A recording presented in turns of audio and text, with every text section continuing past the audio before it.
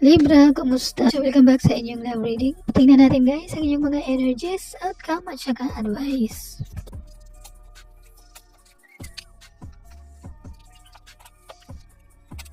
Ito ang mga mensahe galing sa iyong person. So, meron po tayong sana ay masaya ka.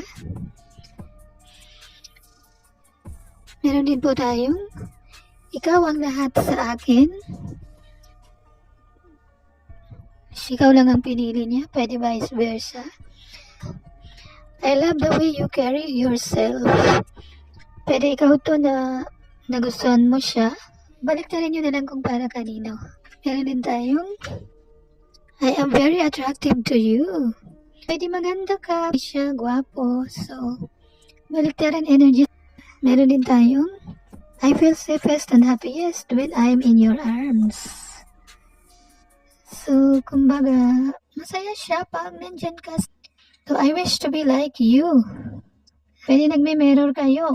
Clarify natin. Okay, meron tayong harvest. So, determination and hard work. Okay, para sa ilang Libra, ito na yung harvest nyo guys.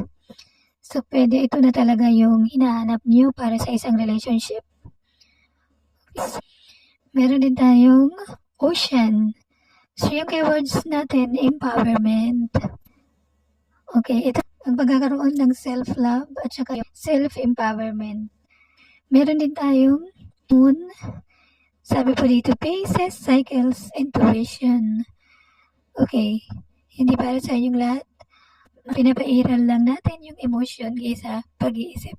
Clarify natin.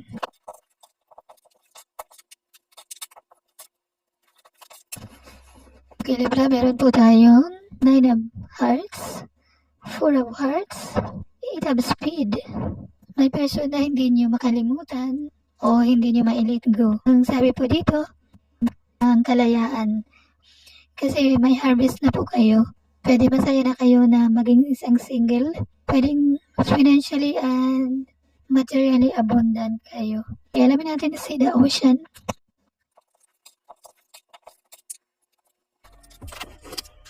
Okay, Libra, meron tayong the Tower, Temperance, 3 of Clubs.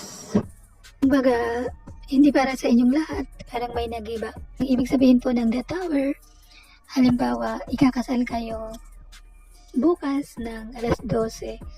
Tapos, kaninang alas 6, kinansila na. So, kayo na lang alam kung ano itong Tower moment. Kung ito naman ay kailangan maibabalanse kahit na magle-level up na sana ang iyong relasyon, kaya lang may Tower moment. So, kung single, ito po ay ang pagkikipag-kompromiso at saka pag nasa in relationship, sinasabi po dito yung pagkikipag-open komunikasyon para sa iyong partner. Maaari din po na kayo ay nasa codependency na relationship. So, sinasabi po dito, hanapin daw yung middle ground para sa mga disagreement. Alamin naman natin bakit nandito si the moon.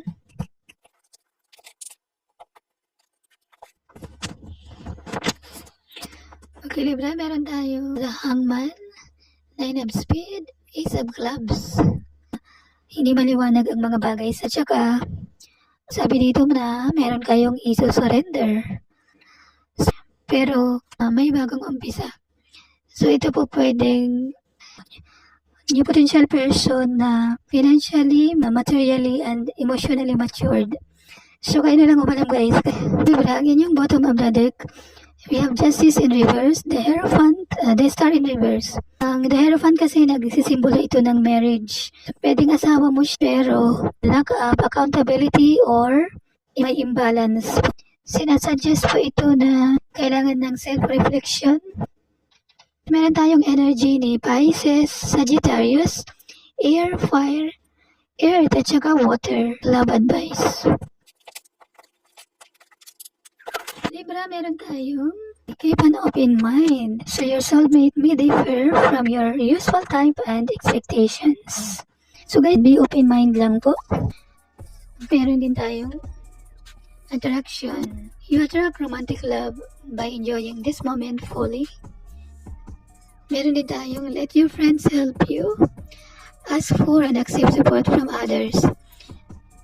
Kung kailangan nyo na ng tulong, so humingi sa mga kaibigan na pinagkakatiwalaan. Meron din po tayong reconciliation. Someone from your past is returning to your life. Kayo na lang umalam, guys. May babalik daw. Nasa sa inyo kung tatanggapin nyo pa. Meron din tayong children. Your love life is being affected by children. So para sa ilan, so may mga anak po kayo. So ang mensahe niya, pwede siyang bumalik sa iyo kung tatanggapin mo pa, diba? Kasi harvest mo na to. Yun lang naman ang para sa inyo. Thank you for liking, subscribing, and commenting. It's really love and I hate to anyone. I love you all. Thank you and God bless.